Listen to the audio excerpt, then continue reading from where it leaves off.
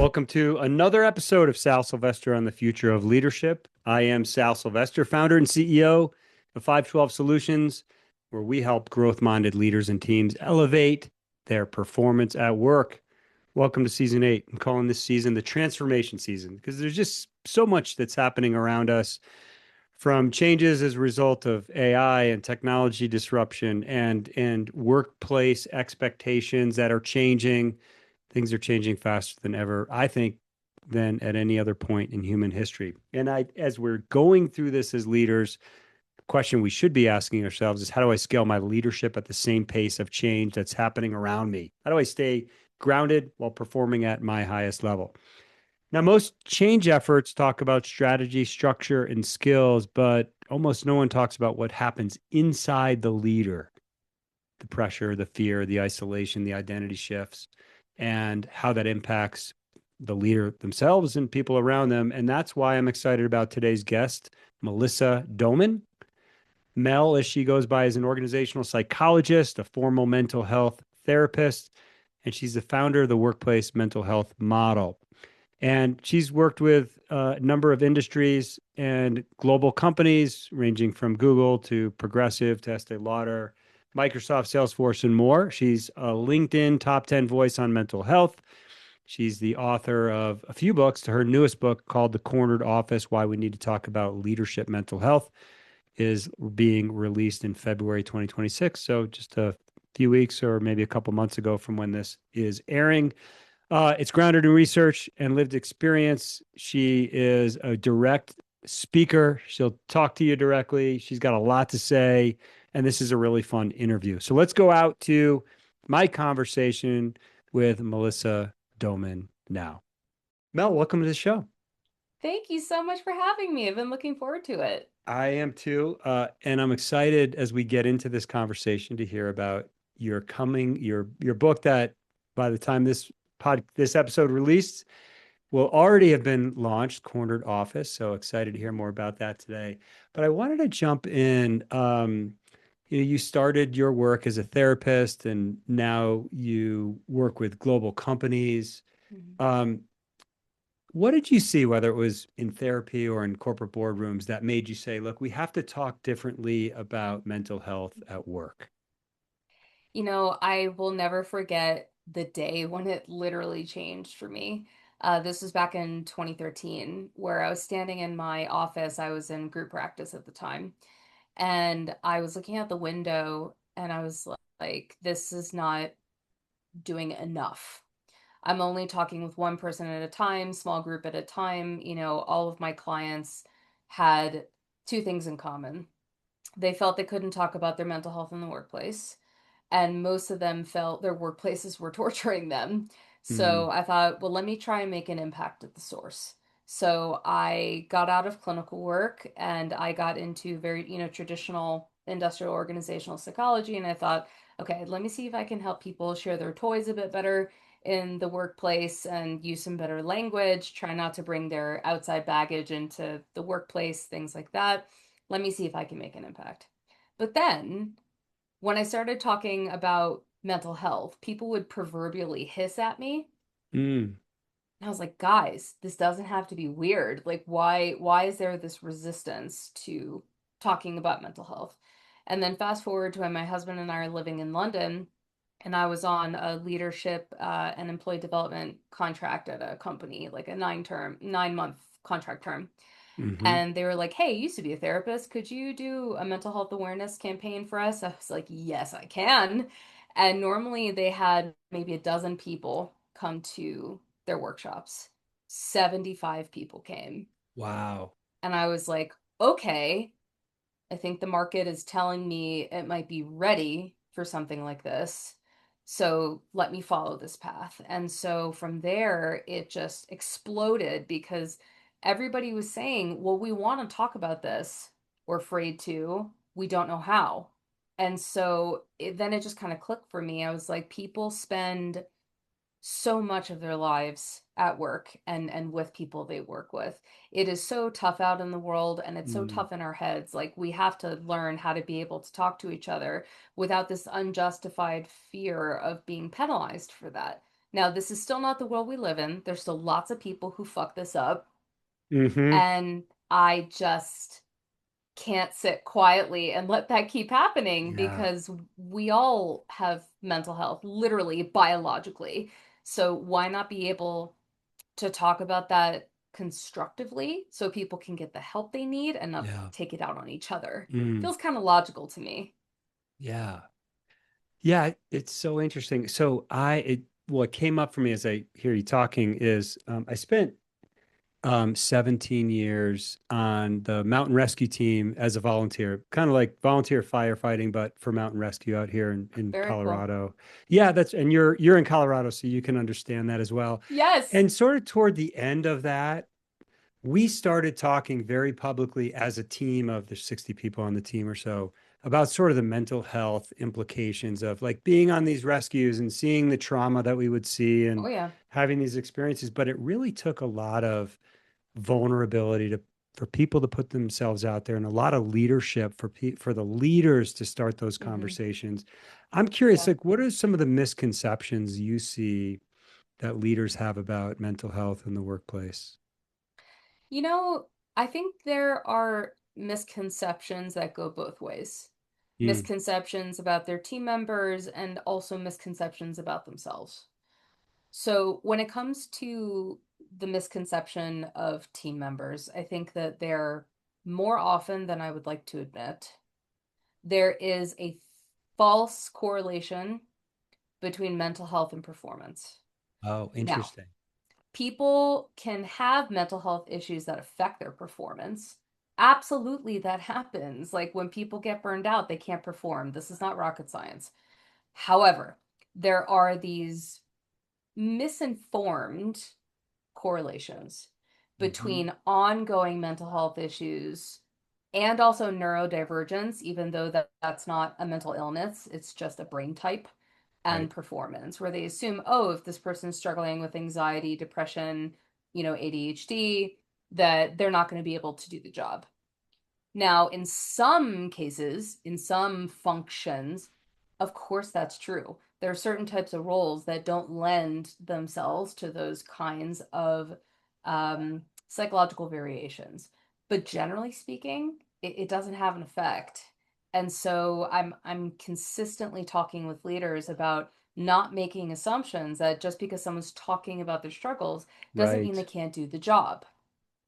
Uh, Alternatively, not alternatively, but rather when we turn it in the other direction, where leaders make assumptions about not being able to talk about their own mental health, when they continue to dehumanize themselves to the people they lead and also to themselves, it just completely sets them up for unsustainable leadership and failure. Because Hmm. we build leaders up into something that they're not, as if they are a different species than us. And then we sometimes wonder why they start acting out when they start screwing up communication, how they interact with people. You know, Mental health struggles are not an excuse for bad behavior and putting that towards other people. I want to make that super clear.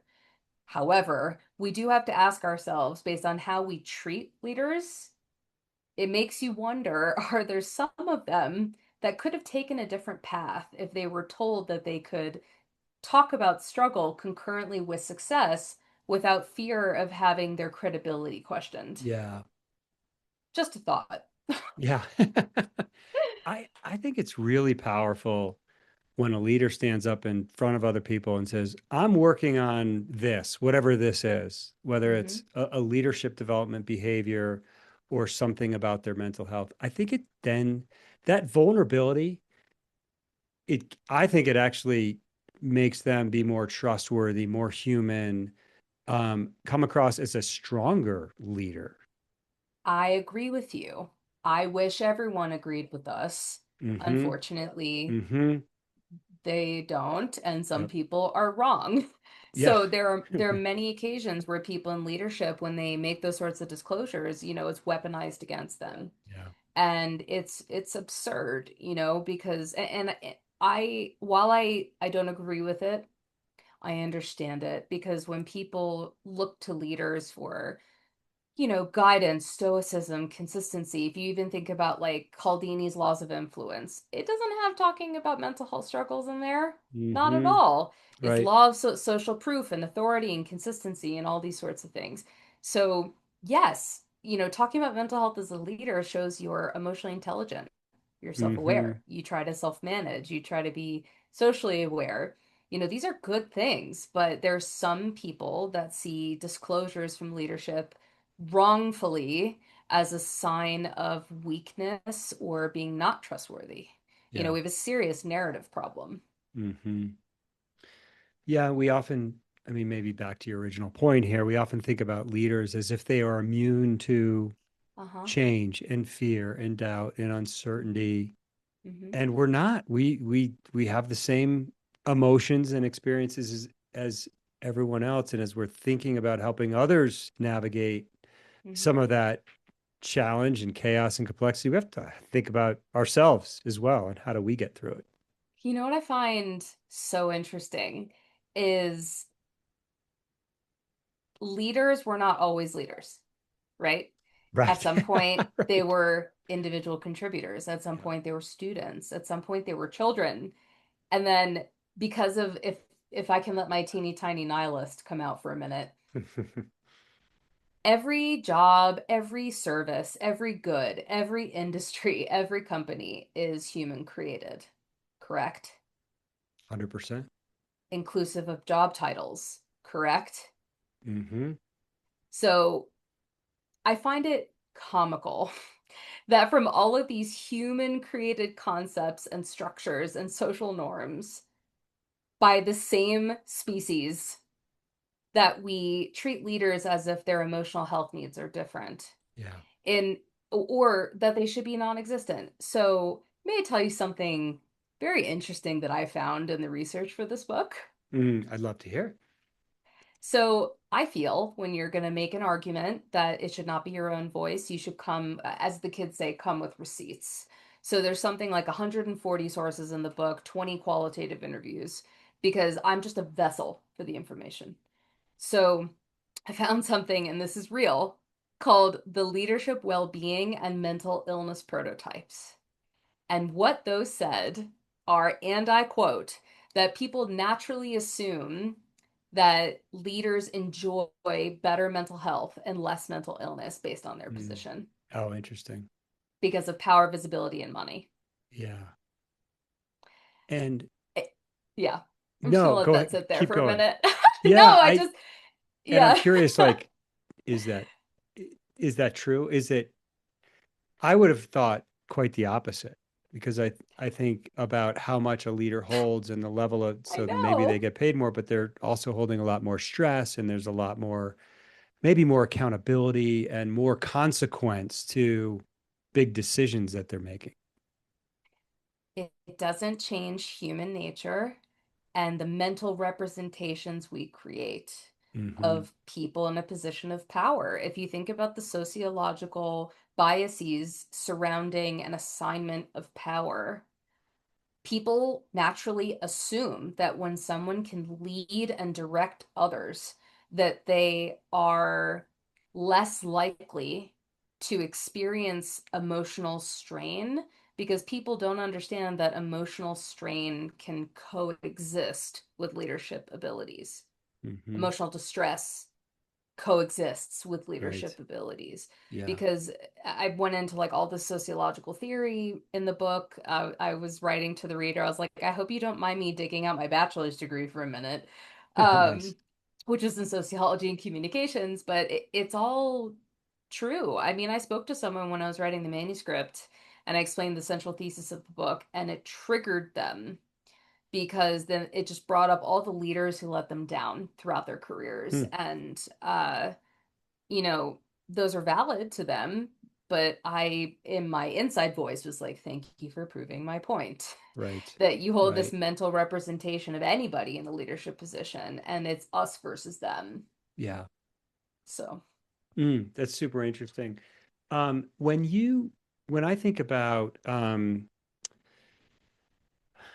see, I'm just trying to think about how to frame this, but I know that when leaders are under sort of chronic stress, they kind of get into that threat mode. Oh yeah. And I'm curious, like, if you can share a little bit about what are the implications for leaders when they're sort of in this chronic stress or chronic sort of threat orientation. God, I think the question is what aren't the potential consequences? Yeah. Now, power dynamics are real. And if a leader is struggling with their mental health or they're, struggling with stress or a poorly managed mental health condition, you know, that's that's not their fault. What is their responsibility is how they manage it, provided they have access to resources and use them. Hmm. Now, when someone in a position of power acts out towards you and they have influence over your job, there is no limit to what that does to people. Right. Let me give you an example. I had a job, this was like in my early 20s, early to mid 20s. And the 6 months I was at that job, by the way, I have an iron stomach. That was the first time I had IBS in my life. Mm. I was so freaked out by my boss and the CEO that my body was like, are we preparing for war? Like, what are we doing Yeah. here? Right. So Right. the implications are limitless. They destroy Hmm. psychological safety for people. There's no trust. People resent them. They, in some cases, have to manage the leader instead of doing their work. There are communication problems, team dynamic problems. There's, turnover in the organization. Productivity and outputs get impacted. It's all connected within the ecosystem. And leaders, they make bad decisions. They have trouble prioritizing. They can lose the strategic vision of what they're trying to accomplish. Again, going back to the word ecosystem, when leaders are under too much strain, the system can't exactly maintain a healthy homeostasis Right. because those Right. organisms are vital to that system. And I'm not saying that they should get more consideration than individual contributors. I'm saying everybody should get equal Yeah. consideration. Yeah. But leaders, when they're under strain, can have a much bigger wave and impact Yeah. on those around them because of the decision making power and influence they have. Hmm. Yeah, that shadow is really impactful. I often think about like my experience, and I think part of what led me into this work is sitting around the dinner table at home as a child, and my father would talk quite a bit about the old man. And the old man was his boss at work. He was the owner of a construction company that he worked for. And he'd talk almost on a nightly basis about the trials and tribulations. And so for years, I thought about the impact that my father's manager had on him. But I think Mm. it's more recently that I've made the connection about the impact that his manager had on me and my Mm. three brothers and my mother at the dinner table. And not so like the impact starts to go beyond just the employee to the employees, like Yes. who's sitting around that dinner table at night, because that manager is usually the topic of conversation. It's so funny you say that because I think about my father. And he's such a proponent of mental health support. And he always tells me and reminds me that for his bachelor's degree that he minored in psychology. I'm like, great, Ah, dad, that's awesome. But he's a retired physician, okay. and he ran an independent practice. And I remember just as a kid how stressful it was because he had this huge staff, he had patient care, and at work, other than my mother who ran his practice and they live and work together for decades, I was like, I don't know how y'all did it. I know. Uh Right. he was so stressed, Mm, and we felt that as a family. yeah. But he, as a male baby boomer physician in the healthcare industry, didn't really have an outlet for that. I mean, he had like his friends and would talk to my mom and stuff like that, but there wasn't a social permission for him to talk about that to his staff, I mean, I'm sure he talked to, other physicians and such, but that definitely extended to Yeah. our family. Yeah, for sure. The impact is really powerful. You mentioned social permission. I wonder if Mhm. I could get like super practical for a couple of Yeah, minutes. Like, how do yeah. we start? How do leaders start having conversations about mental health at work? What's your advice? So before even having the conversations, I think there are two things that need to happen first. The back end reflection piece is something that people often skip over because they Mm, get just so desperate to have the conversation that they just launch in and then it doesn't usually go very well.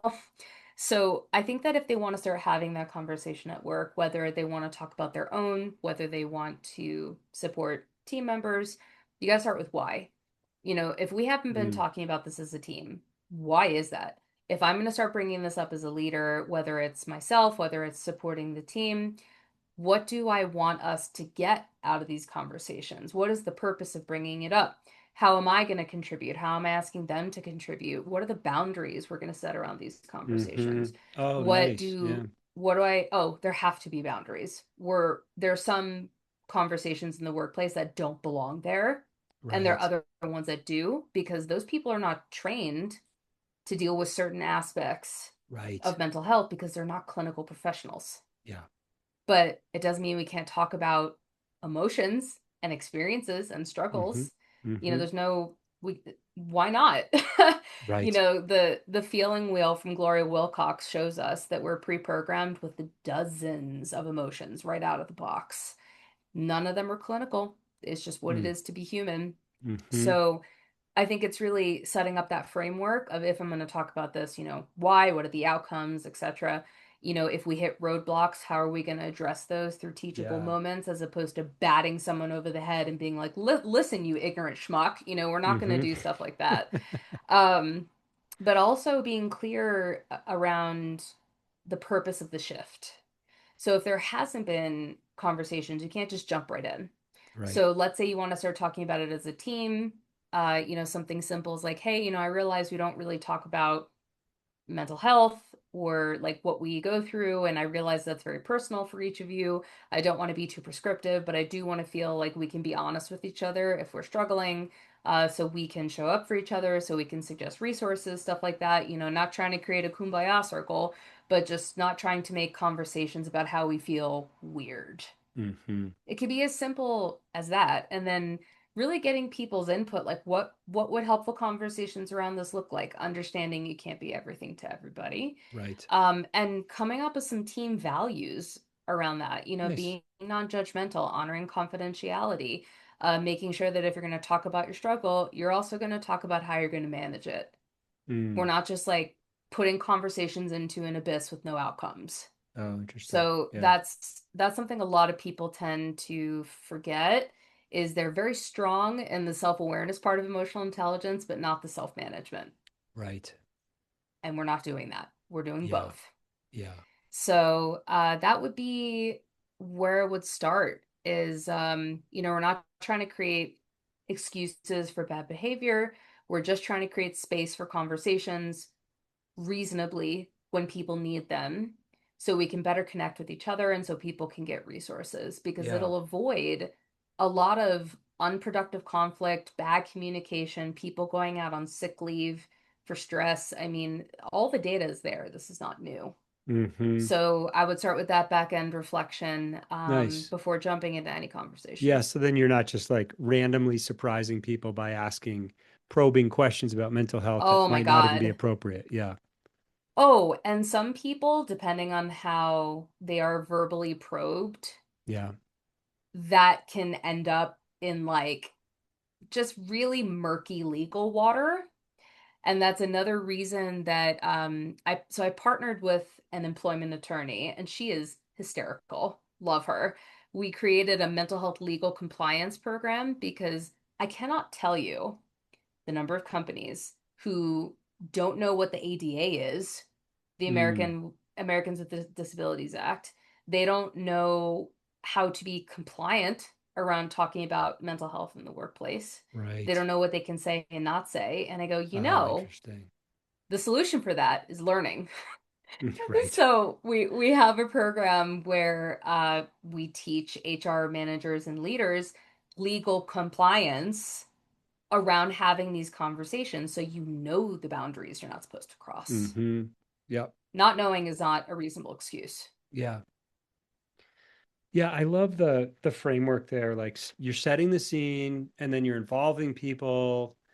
Um, you're also in this sense, I think what you're saying is you're also like you can't just air it, but you also have to think about like some Yes, solutioning that's part of it, and then correct. creating some Correct. boundaries too. What's Yeah. appropriate, not appropriate to talk about, and what are some Yes. things that are better left for a professional to deal with.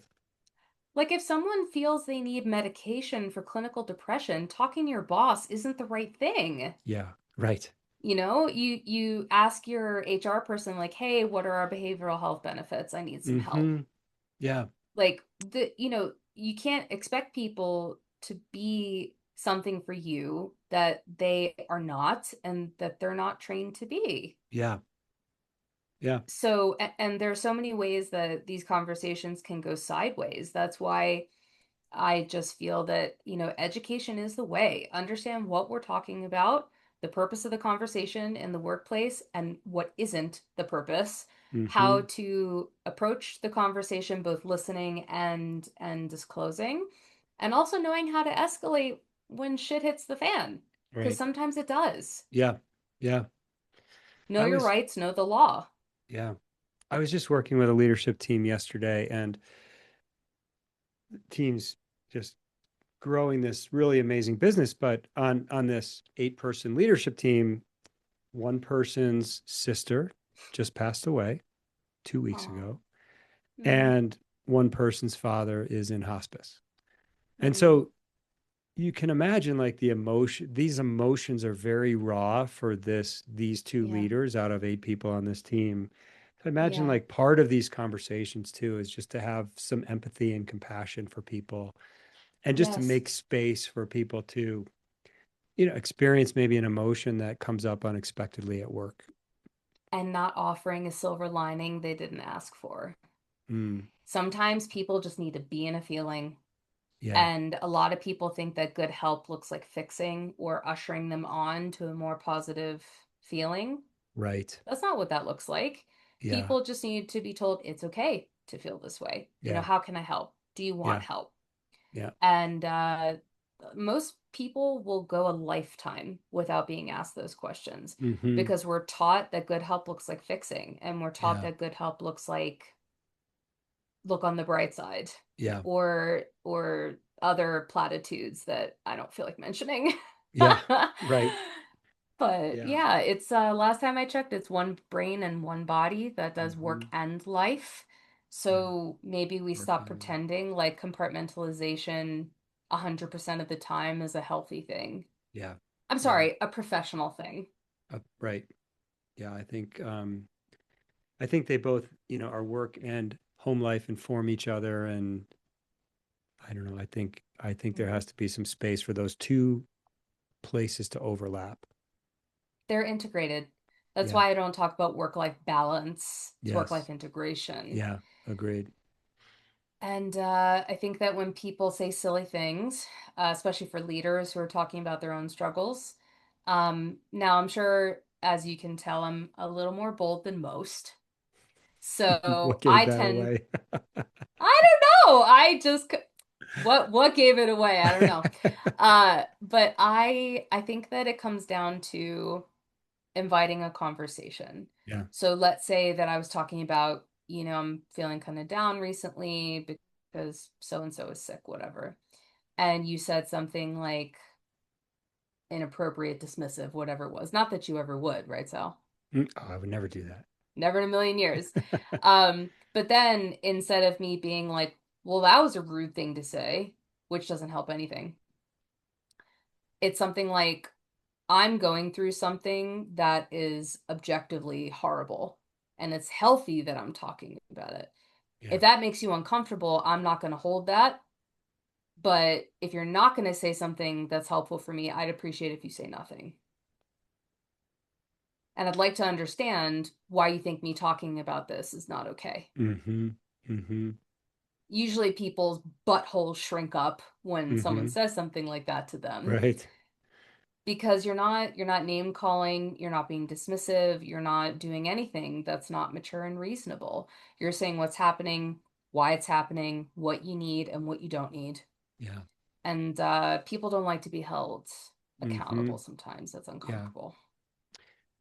I'm going to shift just a bit. And I want to be careful because we could probably talk about this next topic for an hour, but maybe just a couple Probably. headlines from you. Yeah. There's a lot of transformation that's happening in our world today Yeah. between restructuring and AI and Hmm. what's expected from leaders to be resilient and visionary and empathetic at the same Hmm. time. Um, what's your advice for how leaders can kind of be taking care of themselves mentally and sort of these it's constant change. It's not even prolonged change. Like I think it's just constant change and Hmm. evolution. And today is the slowest pace of change that I think we'll experience for the rest of our career. And it's already moving really fast. What do we do Yeah. with that? I think the first thing for leaders to tell themselves, because, people are so good at being cruel to themselves, Mm. especially in leadership positions Especially high where, performers. Yeah. oh, yeah, oh, yeah, especially people who struggle with imposter syndrome or they're, perfectionists, recovering people pleasers, and, Yes. the whole rest. The first thing that leaders need to tell themselves is the generations that came before you could not do what you're doing now. Mm. What is expected of leaders right now is the most of any time in history. And I don't say that in terms of is something worse than something else. I'm talking about the volume, the variety, and the speed. Yeah. So when people are getting down on themselves, I go, listen to me. If this was 1950 and this was dropped on people, if they hadn't been like exposed to it prior to that, they wouldn't know what to do. And they would also say, it is absurd that you're attached to what are those called? Cell phones and like you're living Right. your life like this. I mean, they would be turning in their graves if they saw what we're doing. So I think the first thing is not to sound trite, but give yourself some damn grace, number Mm. one. And number two, I think that there's a couple of things, and I talk about this in the book, that they really need to be aware of and not villainize themselves for being honest about their capacity and communicating capacity. Now, we're working on the social permission to do that. Not Mm-hmm. every work environment is safe to talk about capacity, but in the ones that are, it is so critical to tell people when you are being pushed past your limit and how you do that, because when you don't, usually what happens to an expanding amount of pressure in a fixed space that doesn't have Right. a release valve, it'll Yeah. just blow. Right. So, being aware of, being honest about, and communicating about your capacity is massively important for managing mental health. And the second thing, and this is a model that I created a number of years ago and trademarked called the mental well-being non-negotiables. Mm. Now, I also write about this in the book. The reason I like talking about it is not because it's mine, but people tell me it works. So I feel that managing mental health is as important as sleeping, eating, bathing, and breathing. So people who Makes are sense. very busy, and especially those in leadership roles, managing mental health, doing things that make them, feel good, make their mental health feel good. It's not always high on the list because there's other people depending on you things to do. So I think that regardless of what the wellness industry says, you need to pick something that makes your mental health feel good and do it at a realistic cadence that you decide and stick to it, barring death, dismemberment, hell, high water, or illness. And I am not kidding. Let Mm. me give you an example. I'm a former therapist. I don't like to meditate. I don't like yoga. And whenever I say that to some people, they go, "Oh my God, how could you?" And I go, "Because I don't have to. I don't understand." So it doesn't work for me. So my mental well-being non-negotiables are that I have to be in nature at least once a week. We Mm-hmm. live in Colorado, not hard to Yep. do.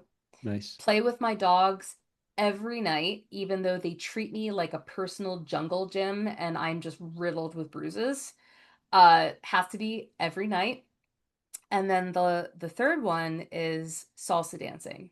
So I've Hmm. been doing that for 20 years. That's my yoga. When I go Love it. dance, a couple times a month, the world falls away, my mind goes blank. It is the ultimate mindfulness exercise. Now, when we had a global pandemic, salsa is not Oh, exactly social right. distancing friendly. Yeah.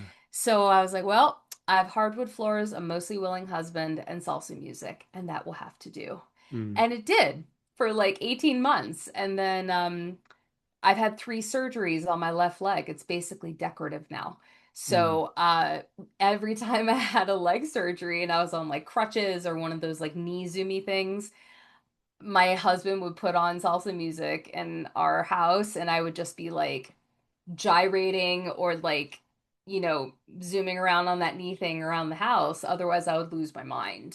So Yeah. it's my responsibility to alter and modify those mental well-being non-negotiables based on circumstance, but I Mm. still have to do them.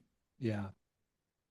So that's what I would say. Communicate capacity inside of the workplace and do a mental well-being non-negotiable outside of the I workplace. love that. In our executive coaching, we are almost requiring all of our executives to have a wellness goal of their choice. I don't care what it is. I mean, for me, I always want to get on my gravel bike or get outside and I used to do a lot of rock climbing. Like that was my space to completely disconnect from everything else. But that's Yeah. my non-negotiable. And I love that idea because it helps our mental health for sure. It helps our performance at work and in life.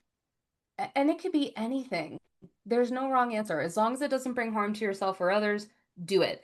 You want to get like an inflatable velociraptor costume from Amazon and you want to dance around to like Right. talking heads in your front lawn. Your neighbors might think you're weird, but if it makes you feel good and no one like calls the cops on you for well-being check, then do it. Yeah. Could go to like a vinyl shop once a month and go through Yes. vinyls, whatever it is, crocheting. I don't give a shit. Just do something. I love it. Yeah. It's funny you mentioned the vinyl. I got our family a record player for Christmas this year, and my Oh, youngest son and I have made it almost a weekly routine where we go down to there's this vinyl shop in downtown Louisville, and we go down there oh, almost once a week. This vintage store, and that's it's great. really fun experience to connect with him, and also like to bring back this like very analog type thing into our Oh, lives. I'm in my early 40s and as an elder millennial, a proud elder millennial, we are the last generation who had an analog childhood. Mm, Pre-social media, and there's all these things that float around like Instagram, where it says something like the millennial urge to go back to playing outside without cell phones and making pillow forts. And I was like, man, those are the days. yeah. Uh, it's my husband loves vinyl. He Mm, is an cool. old soul, and in lots of ways. And, anytime there's an opportunity for us to connect not with a screen is something that I really take advantage of. And he works in tech, so that's hard for him Yeah. to disconnect from Right. screens, Right. but I don't let him not Yes. disconnect. I don't know if that was a double negative, but I poor got poor you. Yeah. guy. I got the I gist. was like, put the phone down. That's So awesome. That is so he awesome. he Well, he appreciates it even when he doesn't. I'm sure. I am sure. Well, it's amazing to talk to you today, Mel. Where can people find out more about your book, The Cornered Office, and your work? So, my website's very difficult. It's melissadoman.com. So if you would like to have, workshops, fireside interviews, strategic consulting, keynotes, the like, please feel free to reach out. I'm happy to help with anything related to mental health at work, communication, team dynamics. You can also find me on LinkedIn. Instagram is at The Wandering Mel. And my book, Cornered Office: Why We Need to Talk About Leadership Mental Health, is available across all major retailers online and in store, as well as my first book, Yes, You Can Talk About Mental Health at Work, Here's Why, and How to Do It Really Well. Awesome. Mel, thanks so much. Thank you so much for having me.